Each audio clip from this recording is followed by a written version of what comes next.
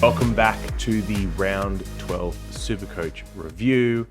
My name is JD, and you're joining me for what continues to be a pretty average year. I was thinking about it. I think my worst ever finish in like 10 years of fantasy footy is like 5K. That's across fantasy and SuperCoach, and we're on track to well and truly finish outside that. So that's pretty swell. Yeah, not a great round for me. I actually had 19 playing as well, so there's really no excuse for this poor score outside of Bailey Smith being bad and some antipods like Gorn going huge, Brody going huge again. But we'll go through that in a second. I don't know why this is still showing that I've got 9 trades. There we go. I've got 12 trades. It's probably my only saving grace is I've still got some moves to make. But yeah, this week is not going to be the one to bounce back for me. Definitely not, because I have a lot. Does Optimize do this? Kind of. Yeah, not bad. I've got a lot of players missing this week. So I think I've got 15 pre-trades. I'm going to have to do 3 trades just to get to just to get to the minimum 18, which is not a great spot to be in. And that's, of course, assuming that everyone plays apart from Hamilton. So that's a bit of a gamble. Definitely a bit of a gamble. I'm sure there's lots of others in the same situation as well, just because of how many good players in that middle buy. But yeah, I guess like the things to go through this week are: who are the trade-in targets? Who are the premiums you should be aiming for? And what do you do with Bailey Smith? They're probably the 3 big ones. So we'll get to those. Then we'll do captain, vice captain, like always. But yeah, in terms of like team itself, who did we have last week? Like, it's always a bit weird because you got this do not plays. So Chris was okay. He could have gone much bigger than what he was. I think he was like sitting on 97 or 100 going into the final quarter and scored 3 points. So could have been a really big game, but it wasn't. I mean, it's probably not that big of a deal. I think he's pretty highly owned, 38% of team. So I guess like him scoring big does help a little bit. Dawson was all right again at 106. I mean, he's continued to be consistent throughout the year. 5-round average 116, 3-round average 113. So he's been a good pick. 124 break even. Definitely someone you can get after you buy if you need someone next week for your defenders. But I think in terms of targets this week, we'll talk about, like, I think there's enough good ones coming off the buy this week. And then McCartan had another great game. I mean, what's his 5-round average now? 85. This is phenomenal. He's been one of the best rookies of the year, one of the best rookies I can remember. Outside of him getting concussed and missing a week, which was, really unfortunate for him more than anything else. Yeah, he's had pretty much a flawless season in as far as rookies go, which I guess is somewhat to be expected out of a number one or former number one pick that's now mature age and in a SuperCoach friendly position. So, yep. And then DeConning also in the same boat of being just a really strong rookie for us this year. He's built, you can see at the start of the chart this year, like he was pretty poor, and he's just built into the year, built into that role, which has also been reflected on field as well. He's been very, very good rookie for us, SDK. But those are both fattened up and time to go for owners. In the midfield, so I had Witts as captain last week. That cost me points. That was like a 50-point loss over Took, who a lot of people had. Or if you had Gone, that was a huge loss. And then, yeah, I mean, we're skipping ahead to the rucks a bit, but I guess we'll just do them now.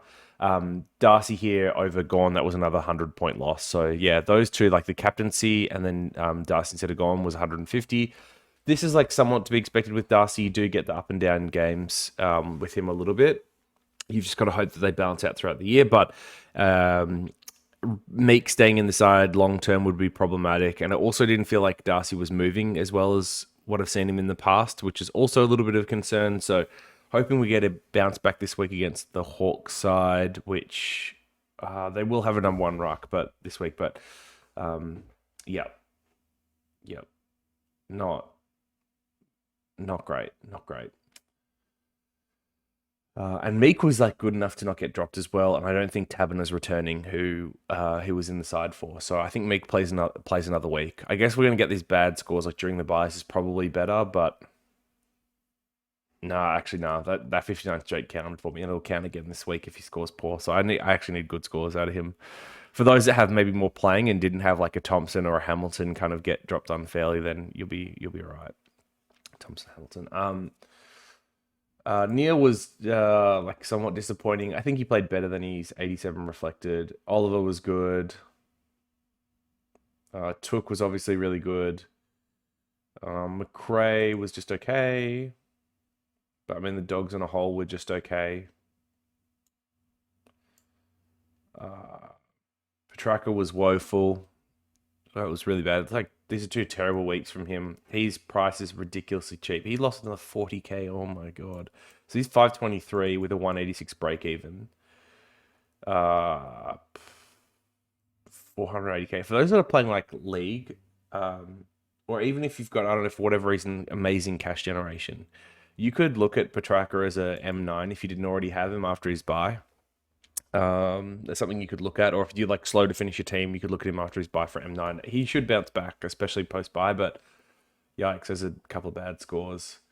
And then yeah, McComb, like yeah, he was just okay. I'm not sure he spot holds if Hunter's back post bye. He's been all right, but like yeah, and then I'm not sure if Clark holds post bye either.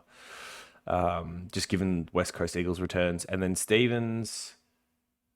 Didn't Geelong have another? Oh, Parfitt, I think, is injured, and maybe Menengola is as well. So he might have one or two more games until like two of those three are back, in being Danger, Parfitt, and Menengola. But yeah, I mean, he's not long for this world. But we knew that when we traded him in. Just wanted to get some good scores from him out of the buys, and well, that's worked out well, hasn't it? Wicks was good, but probably just not as big of a score as I would have expected. I mean, he's taken no marks in the last 2 weeks, which is a bit of a surprise for him. He's been basically getting by on just hit outs. In the forward line, what do we have? Dogs were disappointing. So, I mean, like Dunkley, 66, Bailey Smith, 67, English, 80. Traded in English for Zorko, which cost me 20 points on the week. And it was a worse buy too. Like it was a really bad trade. Got sucked up in the hype and didn't follow my own rules. So only person I can blame is myself, I guess. Parker was good again. He's been a really good pickup.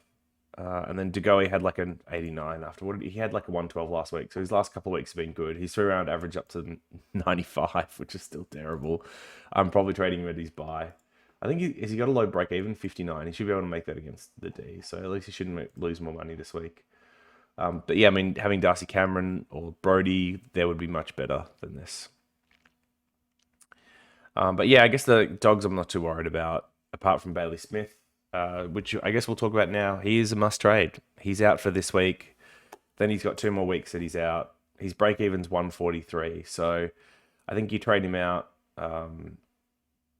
Yeah, he's back around 17 or 18. If you get an injury at that point in the year, or if you're a Darcy Cameron holder, that'll be around the time that Grundy comes back. You can side swap Cameron to Bailey Smith then. But yeah, unfortunately, I'm going to have to trade him out and then probably trade him back in later because I think he will be a top 6 for the run home, but can't hold him this long and cop these better scores. So trades for me will start with him. And then I'll probably get rid of McCartan and DeConning just because they've got the most money on them. Although, like, I would love for it to be like McComb instead. I just don't think I'm going to have the money to make stuff happen. All right. So in terms of trading options this week, I don't think there are any good forward trading options. I don't really like anyone coming off that first bye. You've got Taranto that's still out injured. You've got Cogs that is playing that midfield role and can go probably a 100 to 105 in that role if he keeps it for the rest of the year, which we're not sure he will. But he is like definitely value. And then Butters, who I just wouldn't touch given what we've seen out of him this year. So really hard to pick a forward coming off that first bye, and I'd avoid at all costs doing that this week. I think there's lots of value in the other two lines, and that's where you should be looking. In defense, if you don't have Hewitt still, I think he's a crazy good price still for what his output has been this year. Otherwise, you can look at Doherty or Sinclair. They're all good options. I've already got Sinclair, so if I'm bringing in another defender this week, it has to be Doherty. But if I didn't have either, I'd probably prioritize Sinclair over Doherty if money wasn't an issue. You've also got Houston, who's gone under the radar a lot this year. Not my favorite pick. Bit of injury history as well with him. Role can be inconsistent, even though he's been really good and not talked about. The other options would be someone like a Perryman who's had midfield time the last couple of weeks. This is a little bit too speculative for me. I don't love that pick. And Cumming, who was really strong at the start of the year but has dropped off since the coaching change, so it's probably someone I would avoid as well. Wow, Sard's averaging 100. If we just go over those, averaging 100. Oh, Short's coming off the bye. I don't know. I'm not in love with the Short pick as much anymore. His 5 round average is still fine, like 109. I think he could fade the back half of the year, so probably not someone I'd prioritize if you didn't have. And then, yeah, Sard's not really a pick, I don't think. We've got enough good other options. Oh, Vloston, or Vlostone. Oh, no, I've forgotten. I think it's Vlostone. Yeah, I mean, after his hype games, he's well and truly faded off, so I think we can fade that pick. Hewitt 1, Sinclair 2, Doherty 3 is how I would probably prioritize trading in defense, but they're also in price order that way as well. So if you have to go for one of those three because of money, then that's, I think, totally fine as well. All right, cool. All great options are, and I think they'll all probably be top 6. It's actually hard to see if you look at by average, like Hewitt, Sicily, Stewart, Sinclair, Doherty. It's hard not to see these being the top, like 5 of the top 6. And then maybe you have someone like a Dawson, Dale, Crisp, or whatever on the run home. And then so the other line where I think there is some values in the midfield, like on the rucks, really the only ruck available this week is Wits. Or you could be like going back down to someone like a Bruce, which I can't imagine being a good trade at this point in the year. So in the midfield, coming off the first bye, you've obviously got Parish and Walsh as the two premiums that are worth looking at the 620k mark. You also have Josh Kelly as well, who I won't neglect, just because his 5 round average is 130, and I would imagine that's actually like right up with the top few. So yeah, it's funny because of Kelly, Parish, and Walsh, like all 3 of them are in the top 5 for 5 round average in the midfield. Will Brodie being in there is the biggest joke, but yeah, whatever. So of the 3, how do you prioritize trading them in? I think Josh Kelly is a really hard one to pull the trigger on for me, just because of one, durability, history. Over the last couple of years, it was better last year. I think he just missed one game with a calf of like the soft tissue concern. But he was otherwise good last year. And he's obviously playing in a better role now with Spike McVeigh at the helm. Let's just check his CBAs. If you haven't used DFS Australia to check this stuff, it's a very good website. Very good website. It just lays it out very simply, like CBAs or kick-ins by round. So where's Kelly? So he's been last 2 weeks up at basically season high games for CBAs. I mean, you can see here, same with Cogs as well. And this isn't the nice part. You can see trends pretty easily. Ward hasn't been used in the midfield at all. You've got Perryman over here that's got these big CBA minutes. And then Tom Green's faded a little bit, but still being used a lot. Toby Green a little bit. Okay. So yeah, I don't know. I think, and we'll go to the other ones in a second as well. Just show you how you can use it. So yeah, he's got some durability history. I think he's got really nice upside. And obviously he's shown it the last few weeks. He's playing North this week, and for whatever reason, I think they've got Hawks or someone else decent in the next few. Yes, they've got North, Collingwood, and Hawks in 3 of the next 4. Those are all really nice matchups.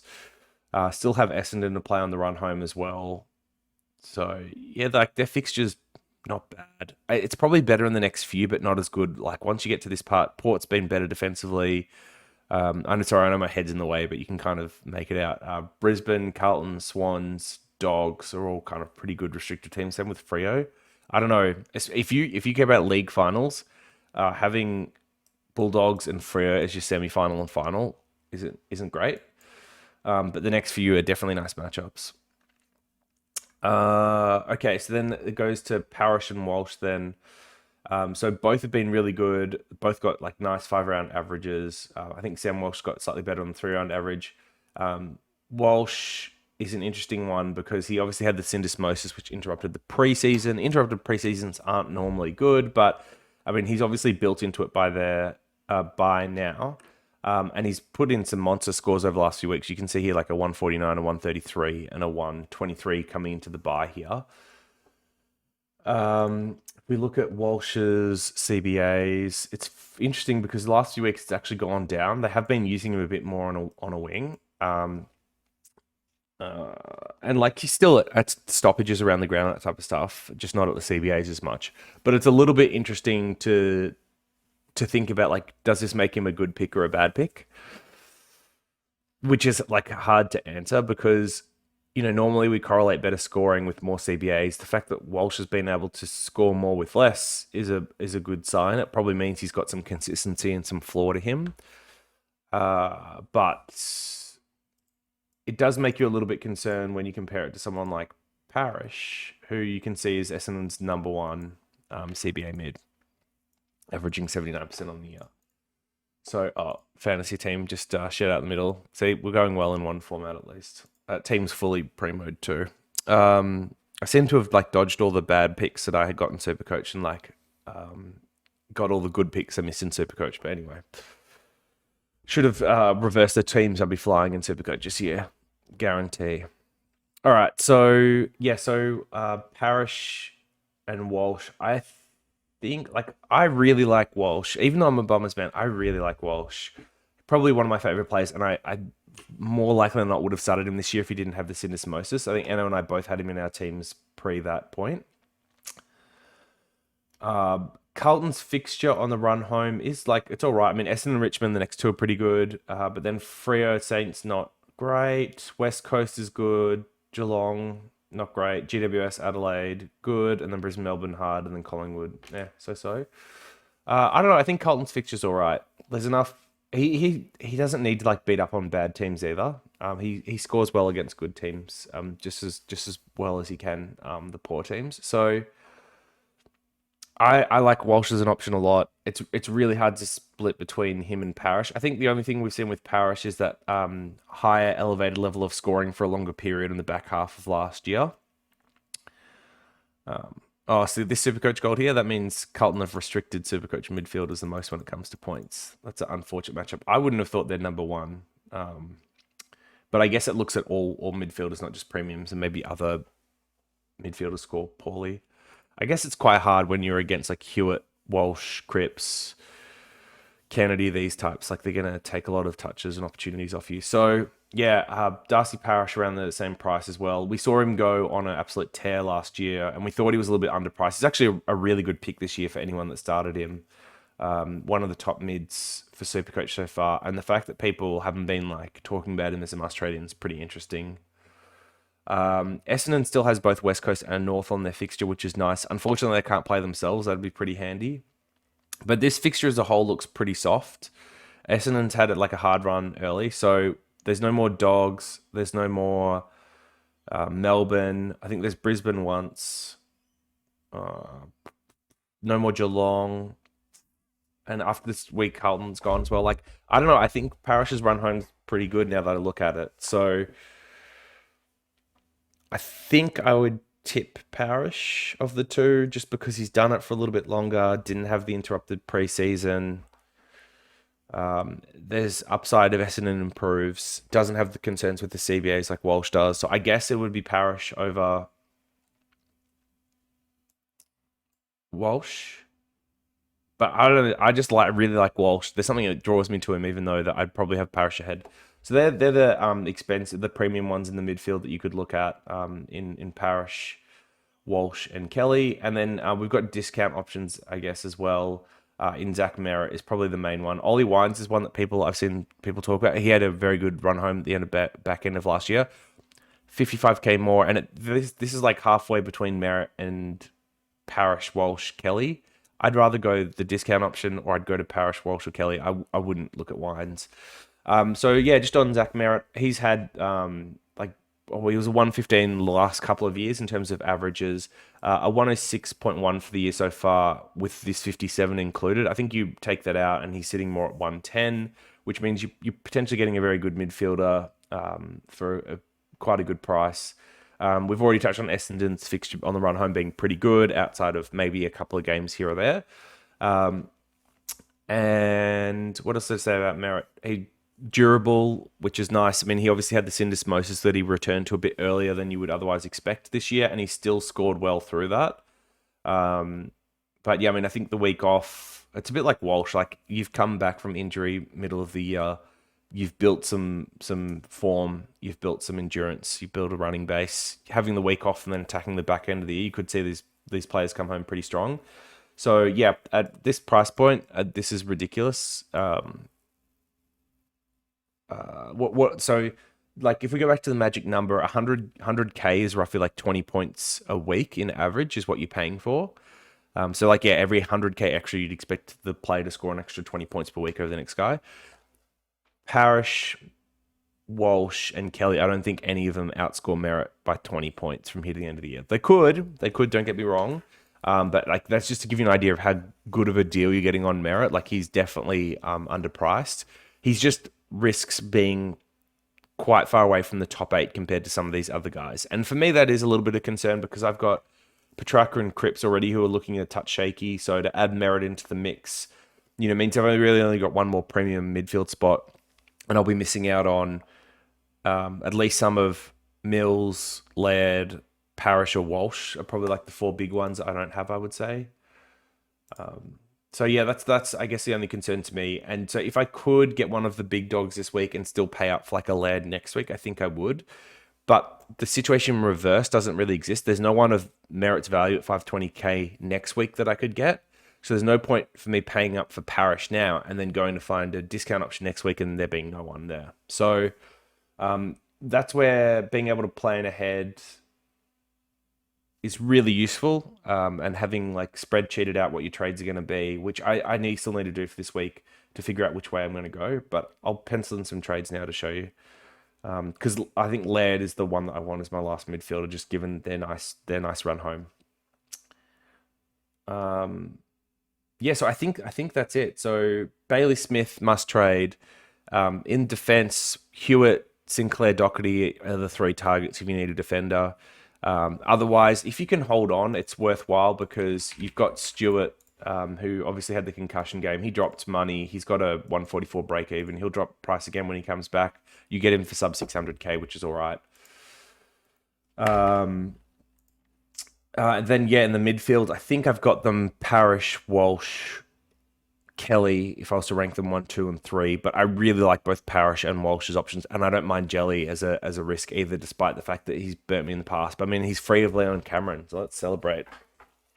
And then yeah, lastly, like Merritt over Wines in the midfield, and I think Merritt's the best value pick of probably anyone we've discussed this week, just given price versus what he could produce on the run home.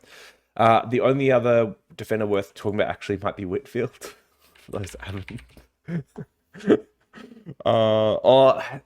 So some have held him, and he's not even definitely playing this week. He's still a test. This is probably explains why he was scoring so poorly this year. If this ankle was that bad that it's required like 3 weeks off, and it's still a maybe to play. Yeah, you definitely can't trade him in. I think his break even still somewhat high, 113. Yeah, even though it's against North, that's rough. Missed him against like West Coast and North. But yeah, I don't know, for whatever reason, if he plays well and he's in a good role in a couple of weeks, you could look at downgrading to him. In terms of like rookie trade-ins this week, I think Owens is the one that's most likely to be named, which is why I've already traded him in here. Richard Owens, he had 2 goals and 10 tackles in his last game on the way to an 89 SuperCoach. So I think he's the one most likely to play. The others that I'll be looking at are Jacob Ware to see if he gets another game, especially if Whitfield misses. I think the big concern here was that none of us thought Whitfield would miss again this week, and he would be the one that probably knocks Ware out. So yeah, Ware hasn't played poorly, but hasn't played exactly great either.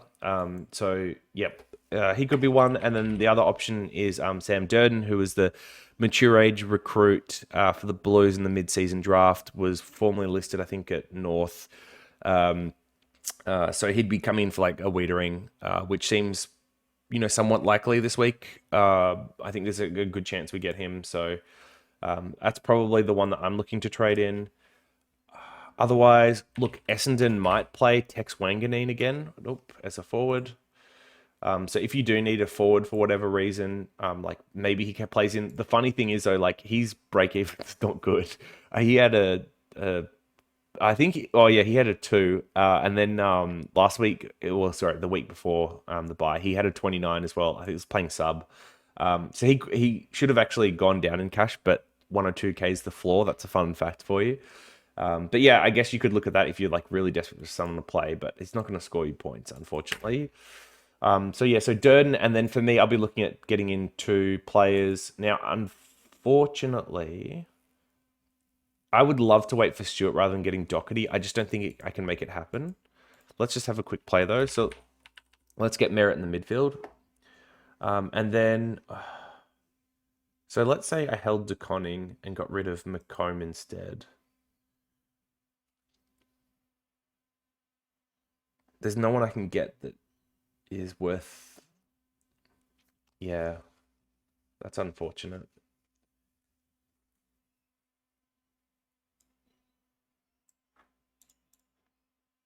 I mean, I think I can... Doherty. Oh, that's how I'm going to have to go. Which leaves me with, like, my forward line is complete, but having Degoe there isn't ideal. I might... It's just, like, who do I trade him to? Because, like, Brody and Cameron are both on the last buy. Bontempelli or Bailey Smith were the two dogs I wanted to get in, but... Bont has that shoulder concern, so I don't know if he's the best trade in next week. I guess we'll have to wait and see what the news is. I don't really want Doc Cogs or Butters there either, though. That's bad. Oh, by average. Yeah. I guess it's still Bont. He's averaging 110. He's had the shoulder all year. It's still going to be Bont. So I'll probably trade to go onto Bont next week if I can. And then, yeah, Laird is the other target. So, yeah, so these are the trades at the moment. I guess, like, the other option here for me is instead of McComb, I could trade Sam De Koning and then get one of those Parish or Walsh types over Merritt. But I just need to see what happens with money next week because I want to be able to get in Laird and I want to be able to trade to go into Bontempelli. So if I know those two trades are next week, we just do it on a calculator right now. I should be doing this on a spreadsheet, but whatever. You can see how it all works. So 583, 700 for Bont. I'm going to need how much for Laird? 623, 500. And let's say we need... let's say we need... do you know what? We'll get in Teakle next week, I'm guessing. And probably wear a ruck 0, but anyway, yep. So what's that? Minus 102, 400. Sorry, no, plus. It's still a plus. So I need 1309, 600. So if I'm trading out De Koning next week, that's minus 360, 700. Sorry, this probably isn't great viewing, but hey, we're just, for those that don't know how to do it, this is, I guess, the calculator version of that. All right, what's the going to be next week? Let's say 450. So I've added up all the trade-ins, like ideal trade-ins, and then I've taken off De Koning, I've taken off my bank, I've taken off Degoe, and I guess Hayes would be the other one that I trade because I was trading in Teakle tentatively, and that's where the most money is in my team, and what he's going to be probably 320k at best. So these trades aren't going to work. I don't think I can get Bontempelli next week. That's really sad. That's it's because trading Bailey Smith's kind of screwed me over pretty badly. Okay, well, I'm gonna have to fiddle around with this some more.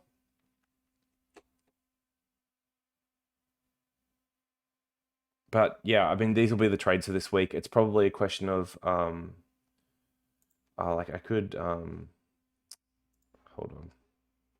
I think I could trade out De Koning rather than McCartan, which I might do, just depending on break evens. 65. I think McCartan's 50. But yeah, these will be the trades. So Bailey Smith's come out. I think if you're trading this week, you still got to try and get two primos in.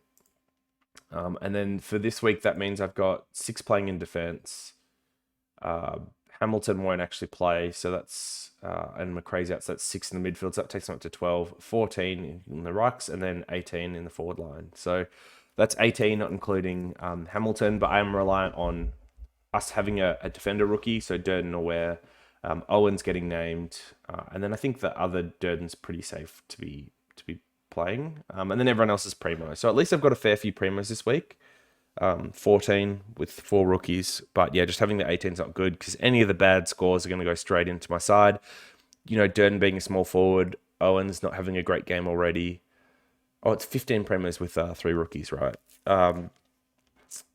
Yeah, and then Durden, the other Durden probably isn't going to score great either, just being a key defender. So, yep. All right, and then in terms of like captain, vice captain this week, I think it's pretty straightforward in that Neil into Oliver is probably what you should be doing. Seems to make the most sense. I mean, Darcy for a bounce back game against Hawthorn will be tempting, no doubt. And then any of the Blues against Essendon will be tempting as well. Just based on what we saw with Carlton being well ranked against Essendon, I wouldn't be looking to jump on probably a Parish or something. Parish this week. I probably would avoid on that. But yep, that's the team. 9 trades left, and I've just got 1 premium to upgrade next week, which will be Laird. So it looks like I'm going to have to do 2 down, 1 up to get to Laird, and then from that point on, it'll be a question of luxury upgrades. So I think, you know, getting someone out of defense, whether it's short or crisp. Probably short or crisp to Stewart. Looks like it might be a nice move. In the midfield, I think, like depending on how Cripps looks post by, upgrading him to someone like a Mills might be on the cards as well. Or if Parish or Petrarca don't fire, then one of them could be a luxury upgrade as well. In the rucks, I think I'm probably just made my bed after line it. Like we'll just go no gone from here. And then the forward line, I want to get a Bontempelli for sure. And then Bailey Smith when he returns. So that's a lot of things to do with 9 trades. So we'll have to figure out how we prioritize though, because if I go down to 7 or 6 next week, realistically, like I probably don't want to go below 4 injury trades, which means I can only do 2 of those luxury upgrades. And I won't be able to do like 1 down, 1 up to make them happen, which makes things like Degoe to Bont pretty scary if I don't have a bank, because that would be a 1 down, 1 up, just given how much more expensive Bont is than Degoe, or a Cogs or a Butters or whatever it may be. Whereas if Stewart drops enough price and, you know, maybe someone like a short to him doesn't cost that much, or crisp. All right, but that's the team. I think I've gone through all the main stuff this week. The ideal number playing is 20, I would say. If you've got 19, like you can get away with it. It's just you inevitably like cop some bad scores. But yeah, try and get to 20 if you can. This is going to be the hard week for most teams. So if you have 20 this week, I would say you're probably in the top percentage. And you should be able to make up some ground. Otherwise, I think next week everyone's going to have like 20, 21, 22. And I don't think you get that big of a points boost having like 22 rather than 21 or 21 rather than 20. Because usually dropping like a 50 for a 55, you get 5 points. Not a big deal. Whereas going from like 18 to 19 or 19 to 20 can be like 20, 25 point increments depending on who the players are. So, yep. I definitely try and get to 19. 20 would be ideal, and then load up for last week. I think if you're going to end up with less than 4 or 5 injury trades, you're going to be in trouble. So just plan for that. And if that means going for value this week, then I think pick smartly and pick the value players. But yeah, ready to attack the back end of the year. Hopefully we can make a dent into this rank. And then just quickly for those that care about it, this is my fantasy team. So after trades this week, I've actually got a full primo team in this format. So yeah, Short, Sinclair, Hewitt, Sicily, Zorko, Dawson, Oliver, Neal, Brayshaw, Cripps, Merritt, McRae, Took Miller and Bont, Gorn and Darcy, and then English, Brody, Cameron, Cogs, Dunkley, and Parker. I guess like a couple of these mid prices rather than premiums. but there's no rookies on the field as of after trade this week, so I get to start doing luxury upgrades next week. And like, just to show you like some of the consistent thing here, like Merritt is very good value in both formats. I think I'm bringing him in both, so that kind of shows my confidence. I'm targeting Laird in both formats this week, so it kind of shows the confidence there. And I would have been bringing in Bailey Smith next week if I could have as well, but I can't. I'll probably be getting out of Zorko next week as well. So like, once again, if we're looking at the CBAs, Zorko here, you can see there was that stretch where he started getting it more. He was getting back to that old mid-forward role that he had last year. And you can like compare the CBAs to last year, but he played pretty much small forward last week. Had a massive second half, scored something like 70 points in the second half, even though he had the incident with his hand, and did really well. But yeah, like, I think that's more just reflective of what Zorko can produce, but probably won't produce given the role that he's playing. So someone I'll get out of this format for, I don't know, someone like a Doherty or a Stewart or something like that.